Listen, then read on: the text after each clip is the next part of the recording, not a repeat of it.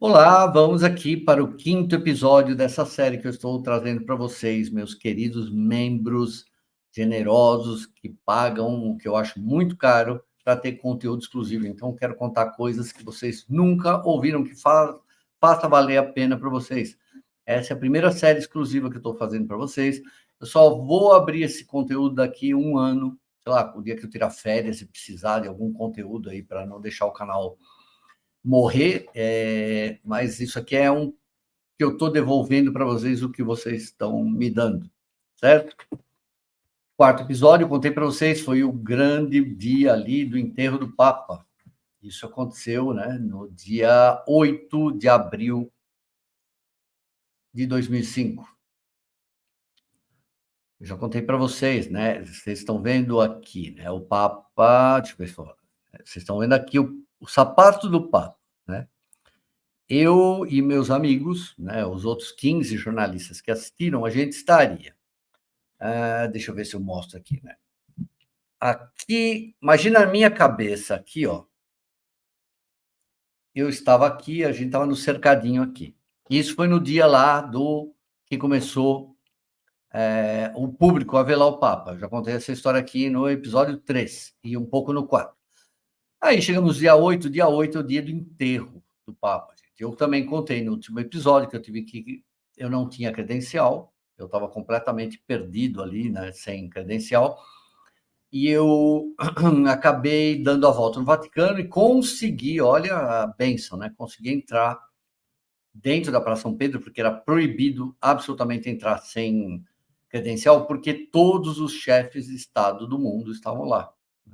Bill Clinton, Lula, todo mundo estava lá. E eu nunca vi tanto homem de preto que nem aquele dia. Todo mundo, tinha uma fila de segurança. E eu consegui entrar lá, eu consegui assistir o enterro, não o enterro, eles colocando lá, eles colocam numa cripta, né? Contei também a história que na hora que o Papa morre, era um dia nublado, estava garoando em Roma e no Vaticano, né? Não pode falar Roma, porque o Vaticano está dentro de Roma. Garoando, frio, e na hora que baixa o corpo do Papa na cripta e tocam os sinos, abre o sol, e parecia uma coisa que você fala de... Isso não existe, né? Você acha que você está vivendo uma... Você não está vendo aqui. Você fala, sei lá, estou em outro mundo, mas é absolutamente impressionante o poder que tem por causa disso, né? Vai saber, né? Vai saber, mas na hora que ele entra na cripta e começa a tocar o sino, abriu as nuvens e um baita sol. Precisa ser muito uma pessoa de pouca fé para não acreditar, né, que tem todo esse poder em volta disso, né? Um lugar que tem ali 2000 anos, uma igreja que é uma das grandes pilares do monoteísmo do mundo, e aconteceu isso. Quando o Papa é enterrado, gente, o que eu penso? Gente, eu já estou aqui trabalhando 5 horas na frente do Brasil. A Itália estava 5 horas na frente do Brasil. Então, quando o Papa é enterrado não, né, na terra, é colocado lá na cripta, isso era mais ou menos 10, 11 horas da manhã em Roma, então aqui era 5, 6 horas da manhã. Eu mandei a minha matéria e eu falei assim, agora, finalmente, eu estava desde o dia 2 sofrendo que nem um mucamo lá dentro, né, até depois da história do sorteio, em que eu consegui ir para um hotel, mas assim, eu estava trabalhando 18, 19 horas por dia, porque como eu estava 5 horas na frente, e eu começava a trabalhar lá 8, 9, 10 horas da manhã, então quando chegava aqui meia-noite aqui no Brasil, eles estavam me pedindo coisa, e lá já era 5 horas da manhã. E aí o que acontecia? Eu tinha que trabalhar às vezes até 5 horas da manhã lá, para acordar depois 8, 9 horas da manhã lá de novo. Era um inferno. E aí quando o Papa colocava na cripta, eu falava assim, acabou, agora eu vou poder aproveitar. Porque o conclave que ia colocar Bento XVI aí na história, só ia acontecer depois de 10 dias. Ele só começa no dia 18. E aí a gente está no dia 8. E a gente nem sabia quando ia começar o conclave, porque tem um monte de coisas acontecendo, né? Eles não podem começar o conclave imediatamente. E aí eu falei assim, vou aproveitar, eu estou em Roma, gente. Eu quero ir, hoje é sexta-feira, dia 8 de abril, eu vou para o Museu do Vaticano. Eu estava doido para ir no Museu do Vaticano. Estava doido para conhecer a Capela Sistina, gente. Louco. Falei assim, eu quero ir para lá. Vou... Imediatamente, eu estava com a minha credencial de jornalista, então, como eu disse para vocês, na Europa, jornalistas com credenciais de jornalista internacional, de imprensa internacional, não pagam museus. E aí, eu estou indo, falei, vou tomar um café, era 10 horas da manhã, 11 horas, acabou, vou para o museu. E aí, passo na assessoria de imprensa, ali do Vaticano, onde eu estava morando esses dias, e eu pego um papel, falei, o que é isso aqui? Né? Comunicato stampa, si comunica di venerdì e di aprile musei Vaticano saranno chiusi. Está fechado. O museu ficava fechado porque, por Ezequiel do Romano Pontífice Giovanni Paolo. E aí, olha embaixo, né? Falei, puta merda, o Museu do Vaticano e a Capela Sistina também.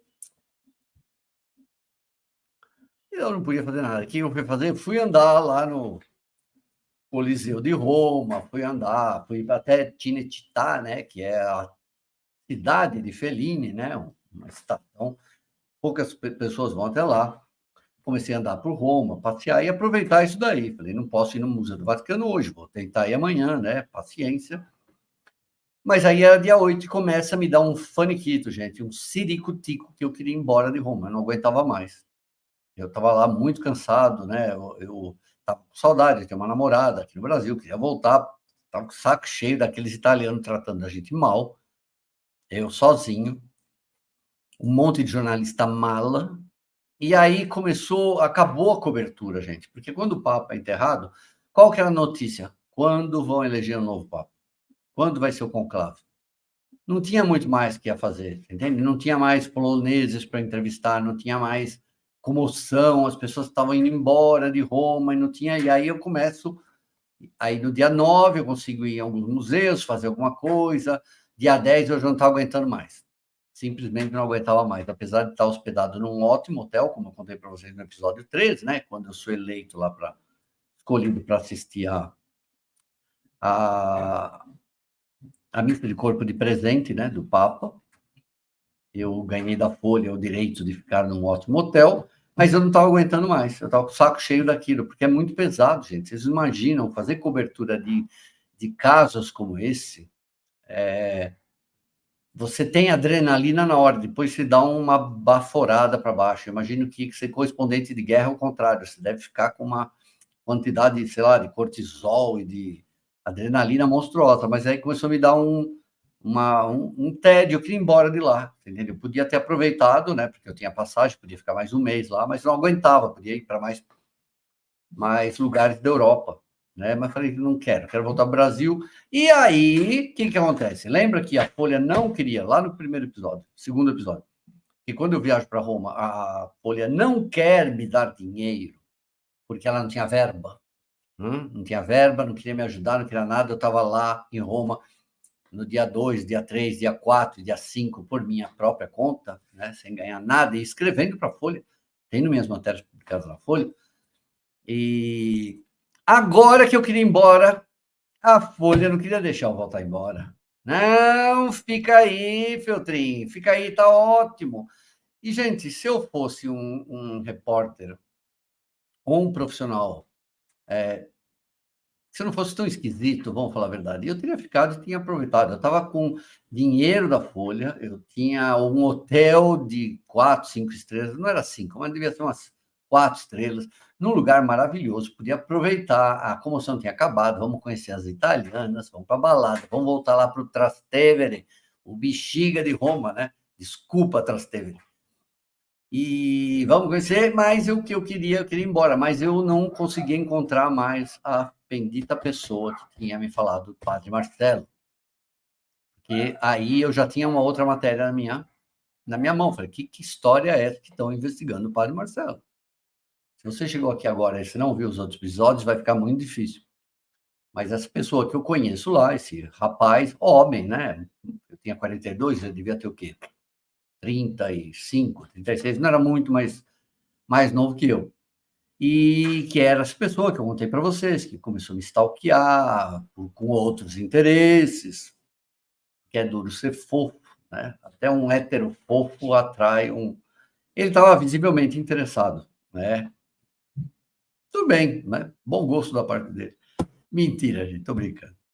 E eu não conseguia mais falar com ele, porque a última vez que a gente tinha falado tinha sido antes do enterro, e assim, dia 8 eu não o vi, dia 9 eu também não conseguia ver, e não tinha telefone, gente, não era essa história. Eu estava lá em Roma, gente, acho que eu tinha um telefone flip, aqueles que abriam, LG, sei lá, porque eu passava matérias para a Folha por telefone, ou mandava por e-mail. E aí esse cara não me respondia mais, não respondia, eu começo a ficar irritado com isso, falei, ferrou, acabou tudo, eu tinha o e-mail dele. E aí, no dia que eu vou embora, eu consigo finalmente convencer o senhor Vinícius Torres Freire, né? Na verdade, Ana Lúcia Busch convence o Vinícius, que eu acho brilhante, um dos melhores jornalistas do Brasil, um dos caras que mais entende economia. Podem ler quando vocês verem Vinícius Torres Freire na Folha, podem ler, o cara tem, é outro mundo, né? É outro, em termos de economia, principalmente. Mas ele escreve sobre tudo, poliglota, etc. E o Vinícius não queria, ele era secretário de redação da Folha. Eu dava satisfações para Ana Lúcia Busch, que era a chefe maligna. Lembra da chefe maligna, para quem acompanhou a coluna dos Patinhos lá nos anos 2000 na Folha? E a Ana falava com a secretaria de redação, o Vinícius era o secretário de redação, e ele, não, deixa lá o feltrinho agora, deixa, não deixa eu voltar. E eu querendo voltar com o Ciricutico, era dia 10, eu infernizando, e falei, não tenho o que fazer mais aqui. Clóvis Rossi está aqui, gente, o Igor Guilherme está aqui, vocês têm a BBC Brasil, deixa eu ir embora desse inferno, eu quero ir embora. Eu ia fazer aniversário no dia 13. E finalmente eu consigo ir embora de Roma, consegui uma passagem para comprar no dia 12 de abril. Tá aqui, quer ver? E eu vou para Milão, porque não tinha voo de Roma. Então eu fiquei meio desanimado, falei, não vou conseguir saber nada do Padre Marcelo. Agora o cara não fala mais comigo, vou embora dessa cidade aqui. Daí pego, no dia seguinte, vou para Milão, consigo no dia 11 para o dia 12, fico em Milão do dia 11 para o dia 12. O avião só ia sair de lá de Milão no dia 12. Aproveitei para conhecer Milão, obviamente, cidade linda, maravilhosa, do ponto de vista da arquitetura, drogado pela cidade inteira, uma coisa assustadora, sair de noite é um... Né? E acabei voltando e chego aqui no Brasil, às 11 horas da manhã, se não me engano, do dia 13 de abril de 2005, que era o dia que eu fazia 42 anos. Eu mostrei essa foto hoje para atrair mais pessoas para serem membros, né? Essa moça do fundo é a Andréa Nascimento. A Andréa era secretária da Ana Lúcia Busch, que era chefe maligno. Vejam, tinha uma barbicha ridícula, patética. Isso aqui é a redação caindo aos pedaços da Folha. E me receberam com bolinho, fizeram festa, feltrim, etc. E eu não conseguia mais falar com o cara, eu mandava e-mail para esse cara, né?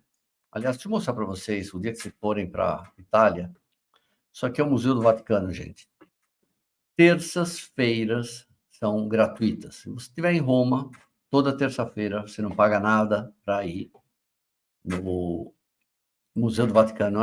Eu vou falar para vocês, gente, eu sou rato de museu. Se eu entro num lugar desse, o cara fala assim, pode ficar quanto tempo você quiser e me der um pouco de comida, eu juro que eu vou passar mais de um mês dentro do lugar desse.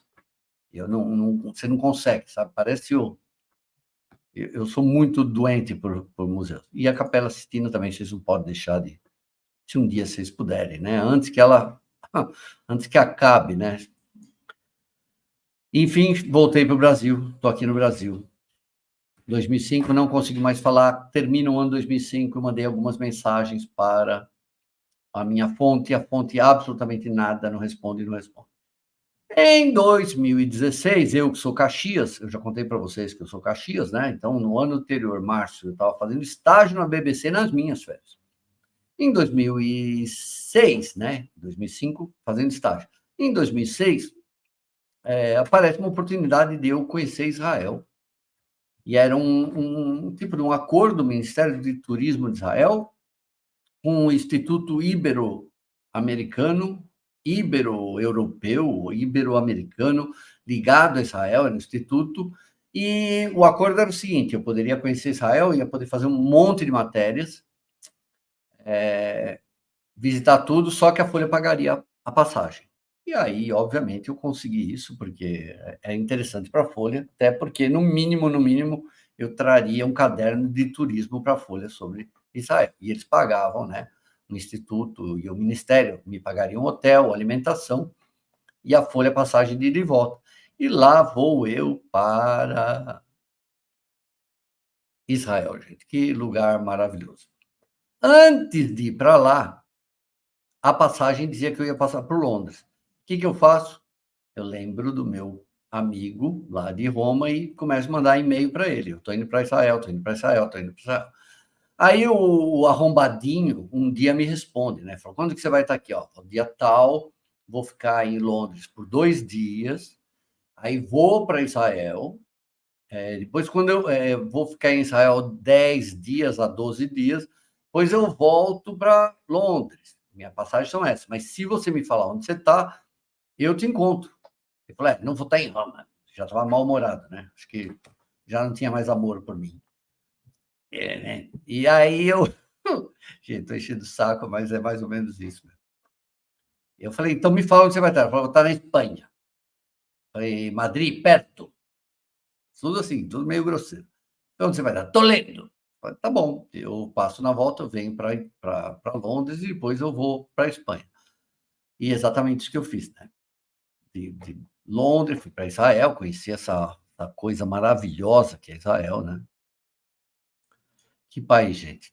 Que coisa maravilhosa, que energia. E é engraçado, gente, porque você vê as cores, esse bege que você vê, todas as construções de Jerusalém são mais ou menos assim. E é engraçado que eu fiquei numa sexta-feira, que é o Shabat, né? Começa a sexta-feira para o sábado, em Jerusalém, e a primeira eu fiquei lá, a segunda em Tel Aviv. E você não consegue comprar um cigarro, gente, você não consegue comprar uma bala, é muito difícil achar lugares abertos mesmo. Não sei se vocês sabem, né? Os elevadores, porque o judeu ele se recolhe, ele não faz nenhum esforço nesses dias, né? E os elevadores do hotel, para vocês terem uma ideia, eles param, tem um elevador que ele vai parando em todos os andares. Ele abre a porta, não tem ninguém, ele vai o dia inteiro ele faz isso. É a cultura deles, é a religião deles. Um dia vocês saibam, eles não podem mexer com essas coisas elétricas, eletrônicas, durante o Shabat. E aí que eu fiz sair de Israel, voltei para Londres. Chego em Londres, pego um aviãozinho e vou para a Espanha, vou para Madrid. Madrid, chego em Madrid, pego o trem e vou para Toledo. Toledo é uma cidade maravilhosa, que um filme maravilhoso foi feito lá. E lá vou eu para Toledo, né? Uma cidade medieval, ela é toda murada, né? Deixa eu ver se eu consigo mostrar para vocês inteira, né? Ali, aí teve uma matança da Inquisição também monstruosa. E essa cidade foi feito um filme, um clássico do Almodóvar, chamado A Pele que Habito. Alguém já assistiu? História do cirurgião plástico. É um susto, né? No final. E aí eu não ia ficar em Toledo, né? Porque é caríssimo, não tem nem pouco lugar para ficar. Os lugares que tem, eu preferia ficar em Madrid, que era balada, né? Tunts, tunts, tunts. Eu não ia ficar em Toledo, mas fui lá encontrar o cara, a gente combinou por e-mail, tudo e-mail, gente, não me dava o telefone. Tal hora a gente ia almoçar em tal lugar, lá vou eu, fui para Toledo, tinha um museu lá, de assédio, né? Assédio de guerra, etc. Fico lá andando pela cidade, fico lá esperando. O arrombado não apareceu e não deu satisfação. Então, eu tinha gasto dinheiro, porque daí a Folha tinha me pago para ir do Brasil para Londres, Londres para Israel, Israel para Londres, Londres para o Brasil. Londres para Espanha, minha conta. Estada lá, pagar hotel na Espanha, minha conta. E aí fico muito puto e não aconteceu nada, não encontrei esse sujeito. E mais tarde volto para o Brasil. E aí volto para o Brasil e passo o próximo ano até 2007, gente, sem saber mais nenhuma informação desse cara. Eu escrevia, não respondia. O que acontece daí em 2007? Em 2007, era Janeiro, essa pessoa me escreve finalmente. Ele me escreve avisando que eu já estava ciente que o Papa Bento XVI ia para o Brasil. Falei, sim, estou ciente. Ele falou, então é isso, talvez eu vá, talvez a gente encontre. Eu falei, se eu quase mandei, né, tomar naquele lugar. Eu fui até a porra da Espanha, você não vai vir agora para cá? Não, que aconteceu, não sei o quê. Podia escrever, né? Eu tenho sentimentos. Afinal, eu tenho sentimentos, preciso ser bem tratado. E não, talvez eu vá, então fica aí atento, não sei o quê. E o Papa vem para o Brasil, gente. Vocês lembram dessa história? O Papa vem para o Brasil, né? Começou em 9 de maio de 2007. Ele ficou 9, 10, 11, 12, 13, ficou 4 dias aqui. Ele veio para a 5ª Conferência Geral do Episcopado Latino-Americano e Caribenho, né? Começou a visita na cidade de São Paulo e se hospedou no Mosteiro de São Bento. E aí, o que acontece, gente, durante essa visita do Papa? Alguém me avisa que o padre Marcelo ia ver o Papa no dia seguinte. Estranho, né? O Papa, todo mundo, né, conhece o padre Marcelo, então por que não? E o que acontece nessa história? O padre Marcelo, gente, ele acorda de madrugada, lá de onde ele fica, para ir no Mosteiro de São Bento, que era onde o Papa Bento XVI estava, para ser recebido. E o que aconteceu com o padre Marcelo quando ele vai lá para o mosteiro? Isso aqui.